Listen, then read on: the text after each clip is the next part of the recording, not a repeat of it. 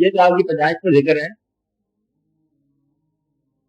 انسان بنانے والے اجزاء ناپاک ہوتے ہیں اور پاکیزہ انسان پیدا ہو جاتا ہے. یہ جس طرح آپ کی زندگی کا آغاز ہے، بار بار کہا گیا کبھی اپنی پیدائش پر غور کرو، تمہیں کس پانی سے ہم نے تکلیف فرمایا اور کیا خون سے تکلیف فرمایا، اور دونوں غیر پاکیزہ چیزیں ہوتی ہیں اور پاکیزہ انسان پیدا ہو گیا. ناپاکی سے چلتا ہوا پاکیزہ انسان آسن تکمیل پیدا ہو گیا. یہ اللہ کے کام ہے، یہ سمجھ والی باتیں ہیں، ذکر والی بات نہیں ہے. کبھی یہ پاکیزہ جو ہے ناپاک نہیں ہوتا، ورنہ اگر اس کو ناپاک ہی مان لیا جائے یہ ناپاک انسان تو کبھی مطلب اس کو زندگی گزارنا مشکل ہو جائے.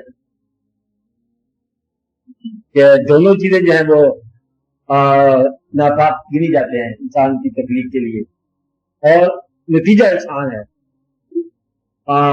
امر ربی، اور اس کے اندر جو ہے نا اللہ تعالیٰ نے روح پھونکنی ہے. یہ ایک عجب راز ہے کہ پاکیزہ جو ہے نا غیر پاکیزہ میں کیسے رہا. سلطان صاحب کہہ رہے ہیں نا اللہ کے بارے میں کہ ہمارا وجود تو ناپاک تھا، تو آپ نے اس میں کیسے بدلے اپنی پاکیزہ روح اپنے اس میں پھونکی ہے. پھر انہوں نے کہا کہ نا وہ پاک ہی ہے، وہ ہے، ہم چاہے کچھ بھی ہوں پھر اس کے دم سے ہم بھی بدلے وہی ہو جاتے پاکیزہ جاتے. آپ بات سمجھ رہے ہیں. دوسرا اس کی جو ہے نا فقیروں کے اشرا یہ ہے کہ آپ کے اندر جسم میں تقریباً ہر وقت جو ہے نا ناپاکیاں موجود رہتی ہیں، اور چونکہ آپ کووڈ ہیں اللہ تعالیٰ نے ایسا مطلب آپ کو پابند بنایا ہوا ہے، آپ پاکیزہ ہو جاتے ہیں. بچہ کہ ناپاک ہونے کے بعد پھر پاکیزہ ہو جاتے ہیں. کمال رہی ہے، ناپاکی ہو گئے پھر پاکیزہ بھی ہو گئے. یہ ہے کہ ناپاکی کے باوجود اندر آپ کے اندر پاکیزگی ہے، صرف غسل کرنے سے پاکیزگی نہیں آ جاتی، پاکیزگی اندر موجود ہے. تو آپ بدلے میں وہی انسان ہو کہ اصل میں ناپاکی نہیں ہوتی، ظاہر ہو جاتے ناپاکی ہے، اندر رہتے پاکیزگی ہے.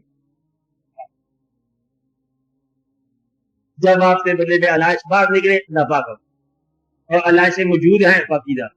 راز پاکیزہ ہے، اظہار سے بچو. اظہار جو ہے نا یہ دقت والا کام.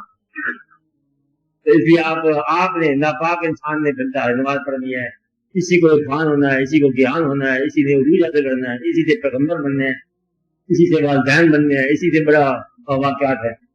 تو گویا کہ پاکیزہ جو ہے نا اس کی یاد، اس کا عمل، اس کی روح نے پھونکی ہے. اور کبھی انسان ناپاک نہیں ہوتا اور کبھی پاکیزہ نہیں ہوتا. بس یہ یاد رکھنا ہے بات. انسان ناپاک نہیں ہوتا اور انسان پاکیزہ نہیں ہوتا. اور یہ راز ہے ایک ایسا جو فقیروں نے اس کو دریافت کیا ہے کہ وضو جو ہے انسان کا ہمیشہ قائم رہتا ہے اور وضو کبھی قائم نہیں رہتا. ہمارے خیال آپ کے اندر بینائی ہے، یہ پاکیزہ ہے. نظارے پاکیزہ نہ ہو تو پھر بینائی بھی پاکیزہ نہیں رہتی، حالانکہ پاکیزہ ہے، نور ہے. اس لیے آپ کا خیال اگر پاکیزہ ہے تو آپ پاکیزہ ہو. ایک پاکیزہ خیال انسان کسی ناپاک گلیوں سے گزر گیا تب بھی پاکیزہ کا پاکیزہ ہے.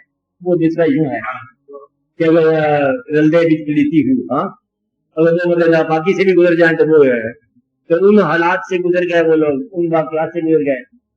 اور ناپاک آدمی جو ہے مسجد سے گزر جائے تو پھر وہ مسئلہ چوری کر کے آ جائے گا. ناپاک آدمی جو ہے نا مسجد میں جائے تب بھی ناپاک ہے.